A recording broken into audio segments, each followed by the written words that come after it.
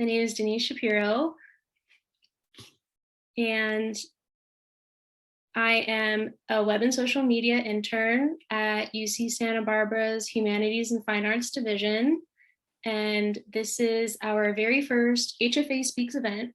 It's going to be a monthly event where we'll invite faculty who are experts in their respective research fields, and we're just going to pick their brains on certain topics. And this month's topic is Earth Day, which is perfect because that's today. And we're just going to see what we can do to keep our planet happy and healthy and how to combat climate change. Also, if you have any questions, put them in the Q&A box and we'll get to that towards the end. Also, without further ado, before we introduce our professors, I think in the chat, there's going to be a link to our subscription. So you can subscribe to our HFA monthly journal. Okay, without further ado, please welcome our professors, Professor Alanda Chang from Film and Media Studies and Professor Ken Hiltner from the English department. So you guys can unmute yourselves. Say hi. Hi. Hi. So a little bit more info on who we have with us today. So Professor Hiltner has written a number of books and articles, mostly on Renaissance literature, eco-criticism, and the intersection of the two.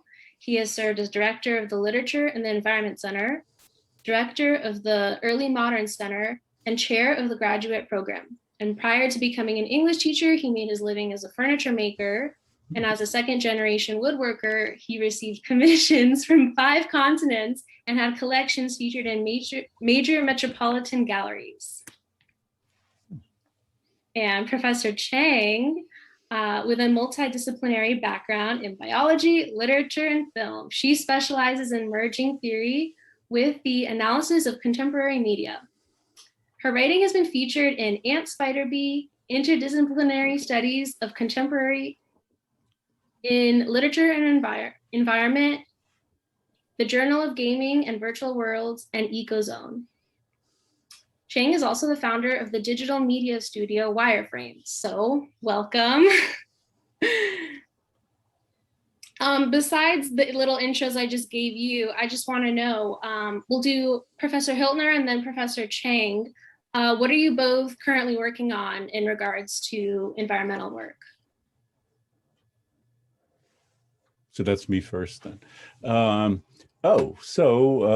Actually, a lot of what I've been doing is sort of shifted, at least in the last year or so, from research to the classroom experience. So I've been really, actually, I don't say taking advantage of COVID, but the fact that we've shifted online. I had been working with an online conference model for 5 or 6 years now. So I was really excited to bring that sort of approach to teaching as well.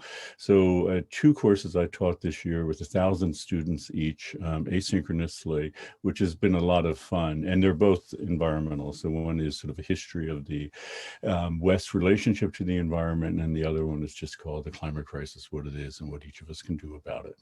So that's been keeping me pretty busy. No cabinet, no furniture making? Other than this little building I'm in, but I built this a few years ago, so. It's amazing. Well, I had a book come out a couple years back, which is about sort of my work on ecology in video games. So that's called Playing Nature. And more recent stuff, I think I've been starting to work on looking at the carbon footprint of what's called cloud gaming, where you sort of don't own the hardware for the game or whatever, but you just sort of play off of a computer that's in the cloud. So that's something I'm looking at now, and I'm starting to work more with people in the industry to develop more sustainable design practices for the actual game industry. So I do a lot of kind of crossover work there, but yeah. So I think, but I also recently, I'll put a link in the chat just today for Earth Day. I helped write a list of 10 independent sort of indie, alternative, BIPOC featuring games that you can play for Earth Day and not feel too bad about using your time. So I'll put that in there. And that game that you're developing where you don't own the hardware. So explain, because I am not very well versed in that area. What does that mean exactly? So it's not one I'm developing. It's actually, it's a project that a bunch of companies are pursuing, like Google Stadia, Microsoft, actual graphics card designers like NVIDIA. They basically are all imagining a future where rather than playing a game that's installed on your hard drive in your computer or played off of a PlayStation or a console like that, it would actually be something you could connect to remotely and be played from the cloud, right? So they imagine this as like an ideal future, but there are so many logistical problems with that. And also, I think it's kind of a doubling down of the use of resources and energy. So I actually don't see that going too far. But if you think about it, that's something that's a very common model in like Netflix. Like we all do a lot of video on demand streaming. And that's definitely the model that has won out in those areas. But it hasn't happened for gaming for a variety of reasons. And I don't think it will happen, at least for a while. As most utopian ideas, they somewhere fall short in the execution. Yeah. Well, also, Professor Hiltner, your most recent book, Writing a New Environmental Era, Forward to Nature, actually talks about human beings and how even in the past, we were never really at peace with nature. So can you explain a little more about that? Yeah, in the West, especially, we've had this idea that at one point in time we had a sort of a perfect relationship with nature. Pastoral literature sort of encodes this and is everywhere. And you got people like Henry David Thoreau, who actually tried to go back to nature and kind of argues that he did and wrote a book about it and convinced everyone how great it was. And in that book, I wanted to first look at the long history of that to show that, you know, it was never really there, this perfect relationship to nature. And I offered a counter suggestion that if we actually want that, which I think we should, we need to abandon back to nature thinking and adopt something I call forward to nature thinking. So look forward to that relationship in the future, which will not involve abandoning technology the way that people like Thoreau, you know, imagined, but it will involve technology, but sort of judiciously use technology, as well as the idea that technology will not be sufficient in itself, that we need to make cultural changes as well. And I actually tried to enact this idea and wrote a couple chapters in the book about it, with the idea that I just mentioned about an online conference model. And the problem is, a lot of people don't realize it's a huge problem for UCSB. A third of the carbon footprint for the entire campus comes from faculty and staff flying around, 55 million pounds of CO2 every year. So my thought was, well, and I started pushing this 5 or 6 years ago, we should shift away from that and try to come up with a new model. And it's not sort of back to nature and forget about having conferences or all walk to conferences or bike, which would be cool, but no. I just think that, you know, if we did some form of online conferencing, it could maybe have huge benefits. It's not that online activity doesn't have its own carbon footprint and devices don't have their own issues, but we actually ran the numbers and found that for the conferences we coordinated, it had like 1% of the carbon footprint of a typical fly-in conference. So my idea is thinking about cultural and technological changes coupled together, and that sort of moving us toward a much better, more sustainable future, rather than just hoping that we could abandon it all and go live, you know, on the shores of Walden Pond, which I don't think really worked for Thoreau either. So that's actually really great, because Walden got turned into a video game by a team at USC, and I actually opened my book with it. Because the Smithsonian actually described the Walden video game as the most improbable video game ever. Exactly because of those ideals. But it's perfect, because in the game you actually go visit Concord and get free food from your mom, and you know, other stuff that Thoreau conveniently forgets to mention. Well, I was actually just going to ask you, I want to get back to the conference issue, because there's more to that we can delve into. But speaking of video games, in your book that you published a few years ago, Playing Nature, Ecology, and Video Games, you talk about how you merge ecology with the designing of video games. So can you explain how those two ideas kind of work together? Yeah, it's actually great that Ken was already mentioning that we need to move past this wilderness purity ideal and this idea that we're going to go back to a pre-lapsarian past or something.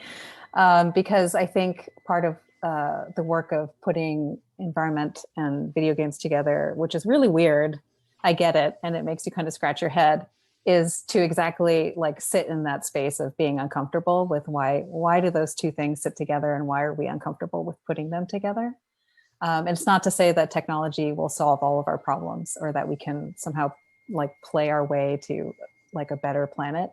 But I think it's still part of a wide-ranging kind of attitude and solution. So yeah, I've always been sort of a person who tried to bridge science and the humanities. So I really wanted to actually delve into the scientific literature and think about that, see what they're saying about modeling and scale and all these other things. And then also draw on my background in literature and film studies and digital media studies and think about, here's this huge, huge medium that grosses billions of dollars a year worldwide, and that people spend billions of hours playing and sort of being part of those communities. And what is it saying about the kinds of appropriate relations we should have with our environment? And, you know, how many millions of kids have punched trees in Minecraft? And, you know, those kinds of things are my burning questions. What is that doing to our brains, you know? And I think people would be surprised because when I took your class and you delve into this topic a lot more, I am not tech savvy at all. Like this was totally new to me. And who knew that playing video games can actually affect the environment? You think you're just sitting at home, but it's not like that. It's got the material impacts, which I really, you know, always emphasize, but it's also got that sort of, you know, it's the bread and butter of media, and a lot of humanities study is doing content analysis or textual analysis and seeing like, what does this representation kind of say about our encoded norms or attitudes or beliefs about what is okay or what's like typical, right? Yeah. And I want to go backwards to when you mentioned the conference, Professor Hiltner, the conference issue, because like you said, this was something that you were pushing for a few years ago. And now it's finally coming to fruition because of COVID. So I was just like wondering, do you feel like it's going to stay this way? Or do you feel like once this whole pandemic or crisis finally ends, do you feel like we're just going to go back to the way it was? Yeah, it's a great question, Denise, a really great one. And I wish I had an answer to it, but I don't. It's clearly gotten a lot of people thinking, and technology is going to move in this direction. So was it yesterday, day before, Apple just announced a couple new devices, and they made a big deal that the cameras are much better than before, and that they'll follow you and all, and they're really thinking in terms of telepresencing, which I've been arguing for. So it's great, and I think we will. And the reason I've always argued it, we can talk about the environmental things, but why these are like win-win, academic conferences, scholars across the planet, and in countries that are, low to moderate income, they've been sort of summarily excluded from conferences because just the cost of air travel, aside from the cost of the carbon footprint and all that, just dollars to buy tickets. And now all those boundaries are being broken down. So I think it's very exciting. I mean, we're going to have to see what all this means, so it's great that people are working at home and all, but then people are sort of moving out to remote places and working at home and away from cities, which are more generally have a smaller, climate footprint and all. So I think it's got us thinking, and it actually happened at a wonderful time, right? So I remember 15 years ago where video video was all like this big on your computer and it was small. But, you know, now we finally had, like, because of Netflix and YouTube, everyone had the hardware. We're all set to do video like this resolution. We have the bandwidth, and, you know, COVID, we wouldn't have been able to do this. So it's almost like forcing us to think how to do it now that technologically we're already there, although not thinking about it. And the case in point would be Microsoft. I mean, they own Skype and they really never developed that much. So Zoom sort of took over that whole, you know, market. And now I'm sure there are all sorts of people, and I think it's wonderful, that are technologically going to think of how to really up this game, and we'll see what happens. So my fingers are crossed. And I'll end with one thing, Denise. I told you, I mentioned I came started approaching this idea 5 or 6 years ago, and I was becoming a little demoralized because people just weren't picking up on it. And then COVID hit, and all of a sudden my inbox started blowing up, and I was like, oh, well, okay. Anyhow. You think you're crazy until you're right. Until there's a worldwide pandemic. Yeah. Yeah. That's all it took. Just a pandemic. But also, you were mentioning how it really took a lot for people to stick that idea that this is something that we need and it's a good, viable solution. And we've seen celebrities and politicians like Al Gore or Leo DiCaprio, you know, trying to spread awareness about this issue. But still, I feel like it hasn't totally sunk.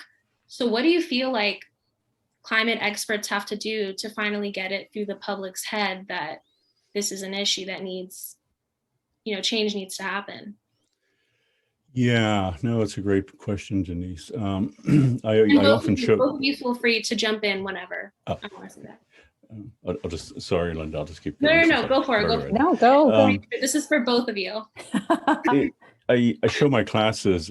James Hansen is a NASA scientist who is actually addressing this issue with Congress in the late 1980s. And then an interview with Hansen some years later where he's just sort of surprised that, like, he finally got the message out. Congress was listening, at national, international media attention, and then nothing happened. The world didn't mobilize. Or to be honest, there was a group that did mobilize, which were the fossil fuel affiliates and all, to begin, you know, creating the denial movement. Yeah, I think it's great, like when Leonardo DiCaprio and all get involved, and I think Billie Eilish is, I'm a big fan of hers. I think, you know, when you see people with huge platforms like that doing something, I think is absolutely wonderful. And especially because you have all sorts of influencers with, you know, literally 100 million subscribers, and, you know, all they can think to do with it is sell cosmetics, you know. So I'm not singling anyone out, but I'm just saying, you know, you think that the message could get out there. And the other thing with respect to celebrity is that part of the problem with the world today environmentally is the sort of American lifestyle that we've sold and perfected. And, you know, celebrities are all about that, right? So just going back to one of my pet things, flying, you know, if you fly from LA to Paris and back again, you've expended your entire carbon budget for the year. If you fly first class, you've expended it for 2 years. And every influencer I ever see, they're always in like these private jets, and it's this thing, I mean, it's the new jet set thing, to be in a jet. And that lifestyle that's promoted, it just seems so frustrating that the American dream that we're selling is so it's inescapably, profoundly, you know, not very sustainable. So I'm not saying everyone, you know, Leonardo DiCaprio, for example, has been very clear about the fact that he probably doesn't have the smallest carbon footprint himself. And I don't think we have to hold everyone to that standard. But I do think that there is something that we can do, because we are generating, you know, in a way, what's cool in the world. You know, the standard of what's cool, it's coming from places like California. And yet we're really not thinking a whole lot about what that message means for the rest of the world and for the planet. And I think we really need to do that. So I don't know if that quite answered your question, but sorry, that was my mini rant. It does. And I think especially when I see like those famous people or influencers, you want to call them, flying from LA to Palm Springs or Las Vegas in their private planes, it seems almost silly because, you know, it's like you could easily drive there, but yet you're choosing to make that environmentally unconscious choice, when it's honestly could be so fun to drive there with your friends and just make a road trip out of it. But yeah, that's and what sucks is that's the influence they give off to the young generation, which is going to make that change in the future. I was just going to add that I kind of do social media unwillingly, but one place that I inhabit is Twitter. So I'm kind of a little bit heartened by the way that scientists, for example, climate scientists, have kind of turned to some of these social media channels and developed followings, and that they've become sort of micro celebrities in a way in this world where we're increasingly concerned with climate change and other environmental issues. And so, I think that's kind of maybe a healthier form of micro celebrity, where, you're following somebody based on the science that they're doing or, the lobbying that they're doing, instead of other things. Yeah, Bill Nye comes to mind. I think today I heard on the radio this morning, he's having this big event for Earth Day, and he's having, like Justin Bieber and all those people, coming on for his segment. So hopefully it's raising awareness. He's big with the kids. And I remember when I was in elementary school watching his videos too. So yeah, it doesn't hurt. I mean, I definitely remember these little factoids from waiting room magazines about stars and their sustainability practices that you can't unsee once you've seen them. So I think, regular celebrities can still have a big impact. And then also some of the main contributors to global warming are fossil fuel emissions and then poor disposing of trash. So speaking of carbon footprint, what do you think are some viable ways that we can reduce our carbon footprints? Linda, do you want to jump in or? Sorry, broke up for a second. I think the big one that Ken already mentioned about travel is pretty huge. I think another one is diet, and this is also not terribly popular with the American population. What are we about? Like cars, meat, and flying, barbecue. Yeah. But I do think, even small adjustments that are actually healthier anyway, even just thinking about meat as a treat, as a sort of recognizing that it's the culmination of all these resource intensive practices, so that when you're eating it, it's not just like a throwaway, but that you're mindful and you're treating it as something special would be a big one. I'd agree with all those. So average American, 25% of your carbon emissions comes from your car. And it's kind of crazy because it's also the case that for the average American, you spend 20% of your income for your car. So people literally work 1 day per week to have a car. And 50 million people every year die or are injured in car accidents. WHO calls it a pandemic. So I think these are the kind of things we should rethink. I think Alanda's right. Beef is a problem. So same amount of emissions, greenhouse gas emissions for 1 pound of beef, you can get 30 pounds of lentils, also a great source of protein. Much better for legumes like that. Pulses are much better for agriculturally and all too. They're really great. But the other thing related to this, so the beef problem, as people may know, is methane. Cows produce. It's a huge problem. Maybe 15% of the average American's emissions come from that.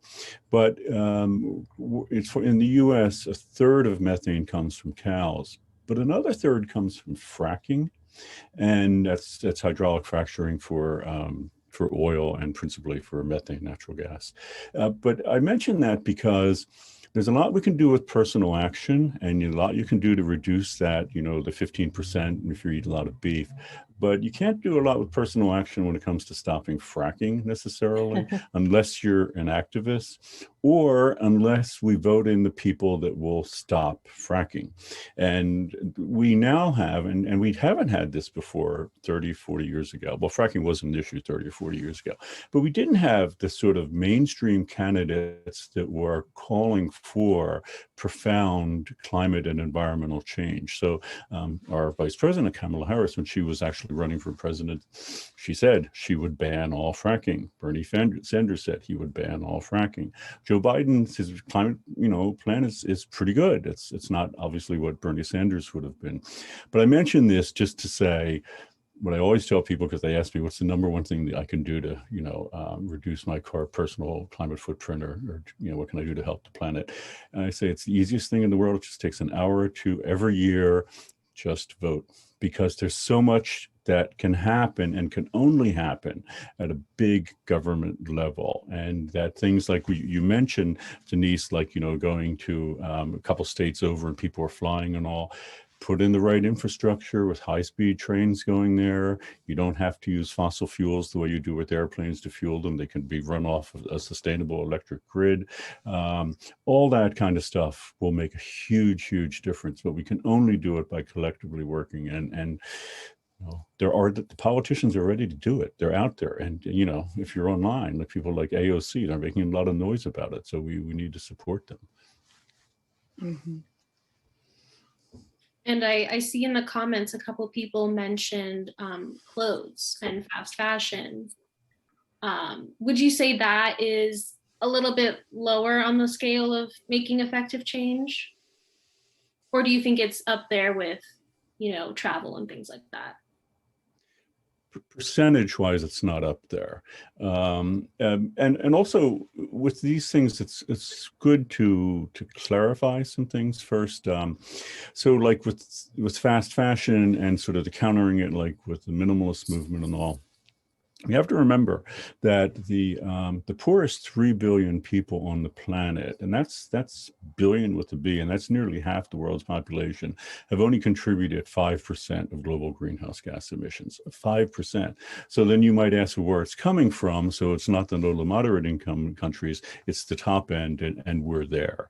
And with something like fashion, we personally, every American buys 60 or more items of clothing every year, and that's not even including incidentals like socks and underwear, and that's adults and children each over 60. So it is absolutely the case that we can make a difference with those things, with consumption in general. There's that phrase often attributed to Gandhi, although he didn't really say it. What he said is actually more interesting, but I won't go into it. But the phrase is, be the change that you want to see in the world, right?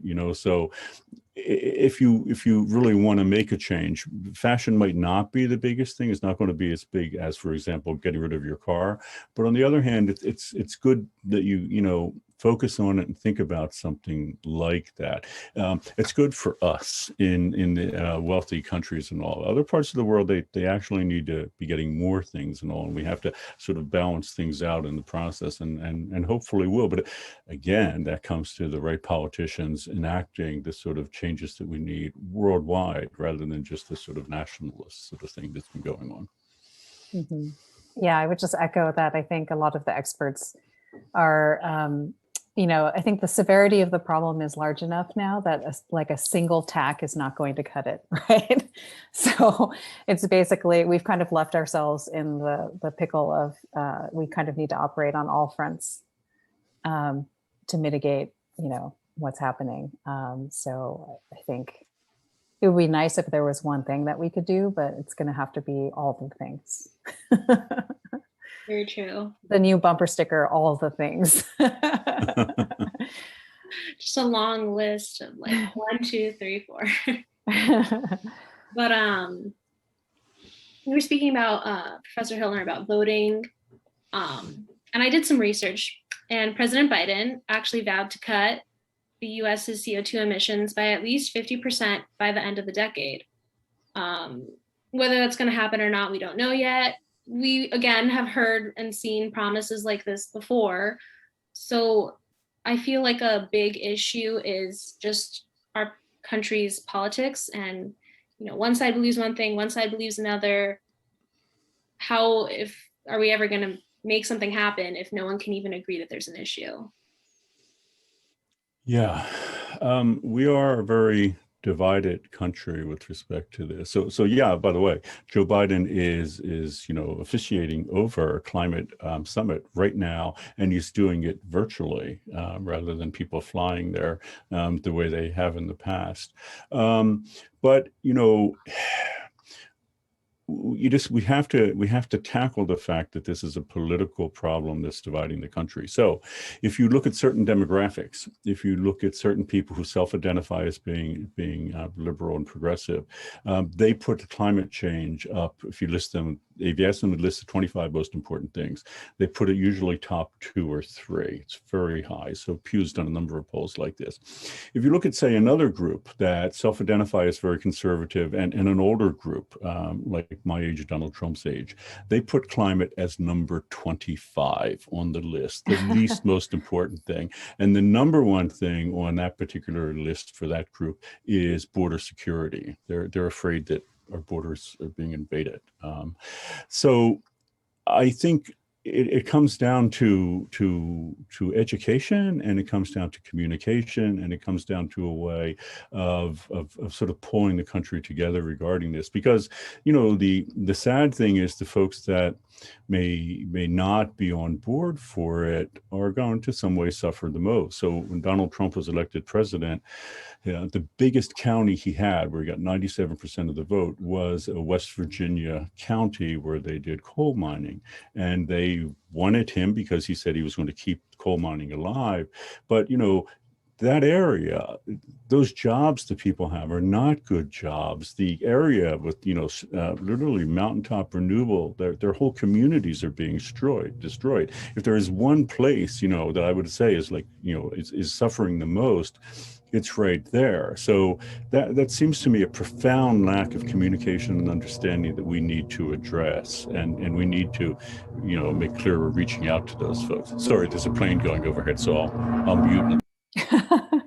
Actually yesterday, I don't know if anybody here went to them, but we had Robert Bullard here as a speaker for the Arts and Lectures Race to Justice series, and he did a student-centered sort of informal hour with David Pello, who's the chair of environmental studies, and with some of the students in the program. And I think what Ken's pointing to is exactly what we need, which is what David Pello calls critical environmental justice, or a kind of intersectional approach where it's not just about planetary health, but it's showing how planetary health is interlinked with socioeconomic health and the health of communities of color, and that these things all are interlinked, and that economic prosperity it's not a choice, right?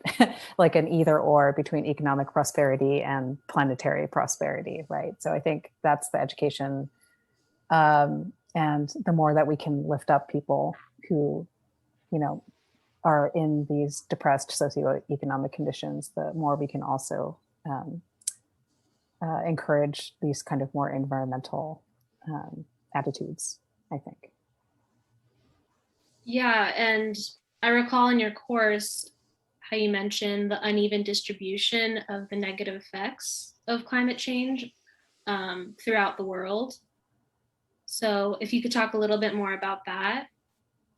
I think we've already kind of raised it, but with the sort of 5%, 95%, but the people that are in the sort of developing world are by far not responsible for the predicament that we're in. And it's seen as very hypocritical for us in developed countries to be saying, whoa, wait, now we have an environmental problem. You guys need to slow it down and not have cars, and basically make the sacrifices. And we're the culprits. Right, exactly. It's very hypocritical, and it's it's tied up with colonialism and its after effects and all of these kind of relationships where we're seen as sort of saying, we can have it, but you can't have it. And so now I get an airplane. This is the joy of Santa Barbara and Goleta, right? So I think, but it's also, I think, even the developing world thing, disguises these disparities that we have within our own country, where it's, we have a lot of, I mean, the fact that we have childhood like malnutrition and childhood poverty and, all these things still at very high rates within our own country, I think is very telling. So yeah, and I think Bob Bullard yesterday said that communities of something like 3/4 of communities of color don't have access to green spaces. So, no parks, no, preserves, no anything in their areas where they're living, right? I also want to ask Professor Hiltner, I don't know if the plane is gone, but... It is. Okay. It was just there to make a point about air travel, but go ahead. Oh, yeah, very on the nose. But like I mentioned before, you're actually a second generation woodworker. You make furniture a lot. So I was just wondering, with your focus on the environment and your experience with woodworking, do you feel like there's an eco-friendly way to make furniture? Oh yeah. Well, only because, every bit of furniture, of course, is sequestering CO2. 50% of wood is carbon there. So, and trees do a wonderful job of taking it in, and we bring it into our world and we fashion it into things. Yeah. So we can. And I also think I actually am a big fan of the artisanal movement that's really been roaring into this century. And we talked about like fast fashion or something. The idea of making things or getting things by people who actually make them, the circumstances under which they're produced and all, I think it's really terrific. And I also think that we tend to value objects more. So if you have an artisan who actually makes your table, it's going to be different than something you buy from IKEA and something you may think about. And I would say the same if an artisan makes your boots or clothing, and that movement, it's kind of connected to the maker movement and all, has been going on for a while now, and I find it very exciting to think about it. In a way, it's sort of the counter to fast fashion, slower, in the same way that slow food is a counter to fast food, or the fact now that we have slow travel and all as well, people doing that. So I think all these in a way are kind of related movements and kind of resistance movements in a certain kind of way too, to make us rethink things. So yeah, I'm still big on cabinet making. Yeah, I'm excited for hopefully craftsmanship to come back to the mainstream so that we can get, locally sourced goods, whether it's furniture or just produce in general. And it's also about paying people what their labor is worth, right? And Sure. And you can apply it to digital devices too. That's why I'm always, jumping up and down on my soapbox, telling people to cling to their electronics as long as feasible, and to resist the accelerating, cycles of planned obsolescence that all technology companies sort of want you to buy into. So, and also fight for your right to repair. Your right to repair. I want to remind everyone, all the attendees and guests, if you have any questions, put those in the Q&A box because we'll get there soon. Just to wrap it up, I just want to ask, is there anything we haven't mentioned yet that you really want to get out there? I think we talked about, number one priority, that's traveling. If not, it's okay. You can go online, by the way, and there are a lot of these, if people haven't done it already, to look at your climate footprint. And because for some people, you may not travel a lot. So back when I was a furniture maker, I never flew anywhere. And then all of a sudden I was kind of that demanded that I do it for a while in this job. So if you're someone who flies a lot, you may be surprised what that can do. And many of the calculators will let you do things like, dial down the amount of beef that you eat. You don't have to take it all the way out, but you can dial down the number of trips that you have. I ask my students to do that as an exercise, and they're often surprised that without a whole lot of trouble, they can literally cut their climate footprint in half. And you can see why there are people today And I'm not talking about like Henry David Thoreau living out in a garden shed somewhere, but there are people today who actually have cut their carbon footprint down to 1/10 of the American average and to below where we all need to be to meet the goals of the Paris Agreement signed at COP21. So I think one of the main things with the whole about it in a very general way is awareness or mindfulness of it, to know what's going on and understand, what it means to buy fast fashion, what it means to eat beef, what it means to step on an airplane. I think a lot of people just don't know. And I think they, if you do know, you not only be surprised, you might be prompted to rethink what you're doing a little bit anyhow. Maybe I would just add that I think, our division in humanities and fine arts, I think we excel at sort of asking these larger questions and maybe not necessarily finding answers, but also finding ways to kind of maintain a sense of openness or curiosity. I don't know if I want to say wonder, but the reason I work on games is partially because a lot of these messages just won't get through, right? Because they're perceived, potentially by certain groups as moralizing, or that it's easy to tune out if you're not already dialed into this kind of thinking. And so I do think, the people in our division, that we're sort of well positioned to think about these really critical things like representation and communication and the ways that we can communicate these things effectively. Yeah, I think it's hard for a lot of people to think long term. So they think, oh, it's not a pressing issue right now. We'll deal with it when we have to. The problem with that, my generation did that for decades, and this cannot continue the way it has. I mean, people have argued, people like Bernie Sanders and AOC, and were obviously ridiculed because of it. But this is a very important decade. What happens in this decade is crucial. So it's just something we can't put off anymore. And, even, acting by the end of the next decade, the next one by the mid-century, it's a very unfortunate that my generation didn't do sooner. We knew these problems. We knew about a host of environmental issues, and we just kept deferring. So it's a good phrase that AOC actually coined, because we keep talking about climate change deniers. And she said, well, what about delayers? Basically. And she was actually pointing that at a particular politician, but it doesn't really matter because delaying is a problem, and we just can't delay anymore. It just won't work. I mean, the numbers are there. And two, people always used to ask me, when's the climate crisis going to start? When's it going to start? Well, it's here now, right? I mean, you can see it wherever you live. I mean, people were worried that the sea level rise was going to flood the coast and all. Yeah, but there are other issues. There's crazy weather. We have, hurricanes that are literally category 6 now. They should be. We have, obviously, in California, the wildfires. It's here now, and it's only getting worse, and it's going to have huge impacts on people, like climate migration, food security, and all. I mean, horrific things. So we just can't delay anymore. That's the thing. I want to get into some Q&As from our guests. So, question from Annabelle Costa.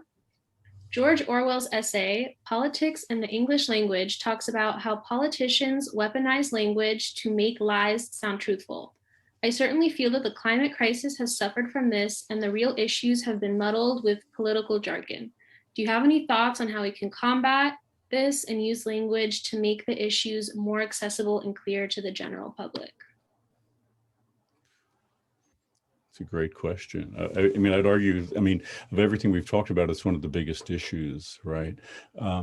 Clearly, we haven't really talked about the internet as far as the way information is getting disseminated and echo chambers, and the way it has polarized folks.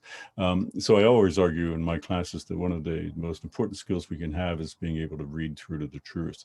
You may not be a climate scientist, you may not know how to make lithium-ion batteries, but if you can read through to the truth. But it kind of to sort of take something Alanda said and change it a little. Not only do we have to see sort of the problem in a multi-pronged way, but we have to approach it in different ways, different messages for different people, different ways of getting it out, different messengers. You know, the fact that someone like Pope Francis, you know, came out and then, you know, said the climate crisis is real, we need to act on it very quickly, and actually wrote this very important document. It's important to have all sorts of messengers like that, and because there won't be any single way to do it. And, you know, even if you're speaking to the choir, then you got to get the choir up and mobilized. You know, they may be fully agreeing with you, but they're not really doing anything about it. So, and then there are other people, you know, I mentioned folks, you know, maybe who are in the coal mining area. The message has to be different with them. But I do think that's a central thing now. And it actually goes to, I think, an even larger point, and that is we often think that this is only going to be solved by like scientists, or that Elon Musk is going to solve the climate problem.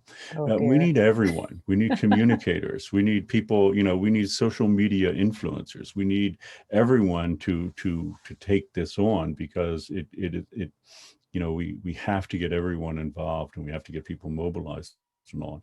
That is the challenge, how to do it. Yeah, that's a great question. Also, a question from R. Baker to you, Professor Hiltner. I have heard that people argue that fracking is environmentally safe if the environment regulations are upheld, like hydrogeology, methane capture, etc. Pretty sure that this is not accurate, but do you have any insight? Yeah. It's a general. I make it as a general point. There's a lot of disinformation out there, and a lot of it is put together by fossil fuel affiliates. And there are lots of facts, and no matter any argument that I might tell you about climate crisis, and I could talk about all different ones, you will find detailed counter and rather compelling counter arguments out there. And it's a huge industry.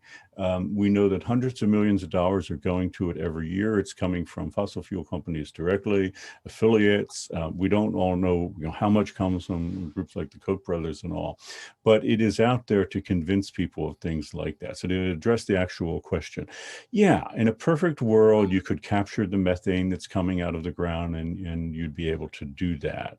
But that, you know, in the regular business practices as they are right now, no. A third of all the methane in the, you know, going to the atmosphere is coming from fracking.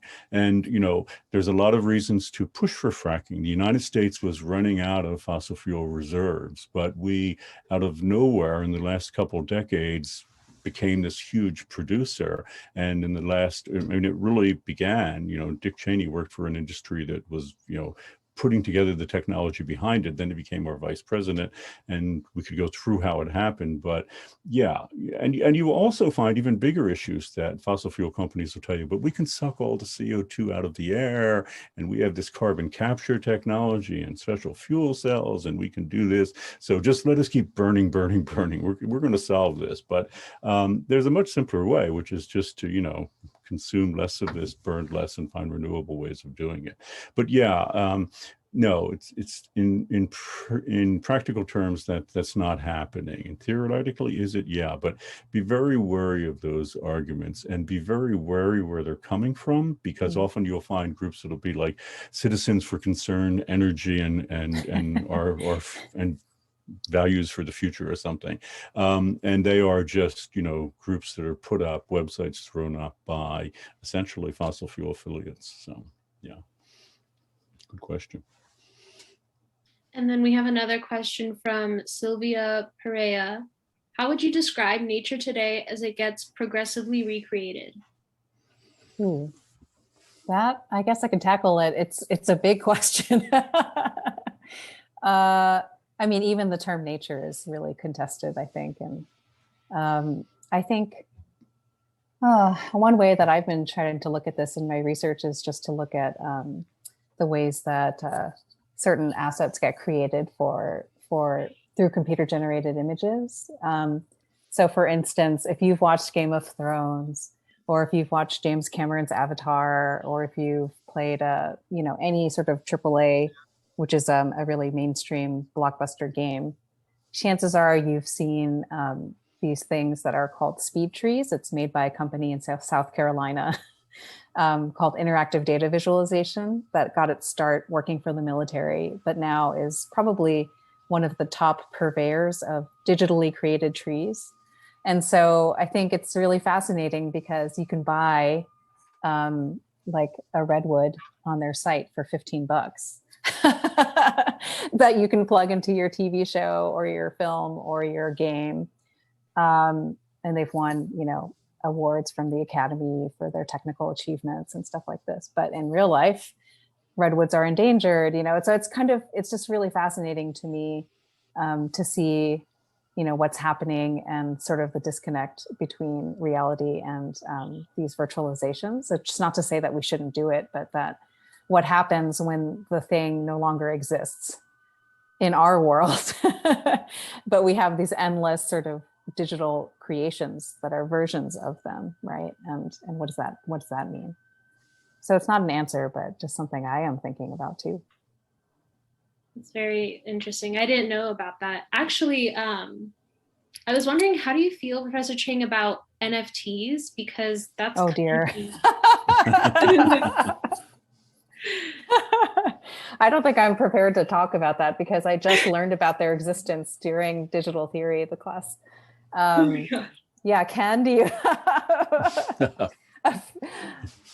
We do have No, experts. I'm not going to comment on that or on nature either. So. Okay, we have another question from an anonymous attendee. I've seen a lot of companies say that they plan on being carbon neutral by 2040. Is that soon enough? If they do it, it's pretty good. But I mean, the time we really should have been, we should have already been there. But when you look at something like the Green New Deal, and we were pushing for 2030 as a date, and it also you have to be very careful about what it means to be carbon neutral and what how that's actually going to be achieved and all. It's great, and so I'm not sure if this is echoing that, but Apple just came out with the when they introduced those new devices, I saw that there are carbon neutral on all of like their corporate sites, and I think it's 2040 where they'll be totally carbon neutral across the whole supply chain and all. I think that's it.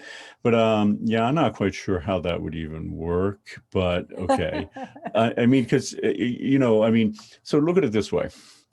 Apple has been part of a model to sell you a new phone every year, right? So, iPhone 12 to 13 are 2 years apart, and there's always like a 12S in the middle. And they actually have a program where you can pay a certain amount every month, and at the end of the year, you get a new phone. Well, there was a group that put an idea forth like 12 years ago, 10 years ago maybe, called phone blocks. The idea that your phone would actually be repairable by you. So if your screen broke, you'd be able to slide the screen off and put a new one on. If your battery went bad, you'd be able to slide the battery out, put a new one. If the microprocessor, the brain got older, you'd slide that out. If you wanted the memory upgrade, you'd slide it in. Apple has not done anything like that. In fact, they make it, as Alanda said, incredibly difficult. And I say this as someone who actually put a screen on an iPad once, which that's almost impossible to do. I don't even know why. I mean, and the thing that was so frustrating, I bought the screen to replace it. It was like $17, but the cost of actually doing it, it's actually epoxied on the glass and everything, and connector is too small for my hands. But if Apple were really committed to something like that, they would have to rethink the kind of products that they're doing. They'd have to rethink the way that we're going, because they just introduced a new desktop iMac yesterday. Well, I'm actually talking to an older one now, but there's no way for me to upgrade the microprocessor. There's no way for me to upgrade the memory on this computer. There's no simple way for me to replace an easily replaceable thing like the fan. So I think, yeah, okay, fine. They say they're going to do it, but I think we really need to look long and hard about their business practices and what they're selling, and if they were really, really committed to it, like the people who came up with the idea of phone blocks, then I think they would rethink the products altogether. So, yeah. And I think the route to that would be I don't want to blame capitalism, but I think Apple is a business and their goal is to make money. So I think one of the questions actually was about that from Sarah uh-huh. about, does capitalism play a major role in our inability to practice sustainability? Yes, right. Right. Definitely. Yeah, it's not just that, but I think as a diehard PC person, that's the one thing that's really frustrating to me about Apple products, is that you sort of sacrifice your ability to repair and tinker for its design and its convenience, right? And its sort of beauty. But I think maybe we also can't take companies at their word. I mean, maybe Apple's trying to do well, and Microsoft is actually pledged to be carbon negative by 2030. But it's, what about what kind of external watchdog exists that can actually monitor that? And if you look at things like the Basel Convention on e-waste and transboundary hazardous waste crossing, if you look at any of those things and start to read the literature, it's pretty apparent how many things have to get left off the list because it's just too big of an endeavor to measure. And and then people lose the chain as it moves from country to country. And so to me, it seems like in some ways of total chaos. That we need more of that, more sort of eyes on it. And I just want to say one final thought. Actually, when the Division of Humanities and Fine Arts intern team, when we were researching, all this and what to ask you, we actually found that Earth Day itself has some roots in Isla Vista and Santa Barbara in general with its creation. So I just wanted to ask you guys, like in Isla Vista specifically, are there any sort of grassroots local efforts that people can be a part of? Yes, there's this project called Eco Vista that a friend of Elena and John Foran, has been pushing. And it's to make Isla Vista a model sustainable community for the country, presumably the world. So I think just put Eco Vista into your search engine and you will find it. They have regular meetings, including remotely now. It's a big challenge, but it is a big challenge. I mean, what we're confronting here, this is maybe the biggest collective challenge humanity has ever faced, but it is an existential challenge for our species. But in a little way, yeah, we can do it right here, right with Isla Vista, which is pretty exciting. So I definitely suggest at least you look into that. Yeah, I think this region is actually a perfect encapsulation of all these sort of competing tensions. Like we have people who are multi-generational oil families here, right? As well as very sort of progressive, very left-leaning folks, and actually celebrate that mix. It's always interesting. Back in the day when we could be in a theater together, I remember going to Pollock Theater screenings and having questions from totally different perspectives. And it was, at the time it was jarring, but now I actually kind of celebrate that we can kind of have all of that together and maybe promote discussion. Awesome. And on that note, thank you so much to both of you, Professor Chang, Professor Hiltner, for coming and sharing your knowledge with us. I really appreciate it. And also on behalf of the Division of Fine Arts and Humanities intern team, I want to thank you. Also, for all the guests and attendees, if you want to leave some thank you notes in the chat, I'll be sure to send those to both professors later on. I think that'll be something nice. Also, just so everyone knows, this was a recorded event and it'll be posted on our YouTube and socials. So if you want to look at it over again tomorrow or show your friends, you can do that. Also, next week, the Department of Germanic and Slavic Studies is having a virtual conference and film discussion on Chernobyl's environmental effects. So if you're interested in this topic, check that out. Thank you so much. And thank you, Nomi Morris, our supervising professor. Have a great day, everyone. And thanks to you, Denise. Great job. Yeah, thank you, Denise and Nomi. Have a wonderful Earth Day. Everybody else too. You too. I second that. Happy Earth Day. Happy Earth. Yeah.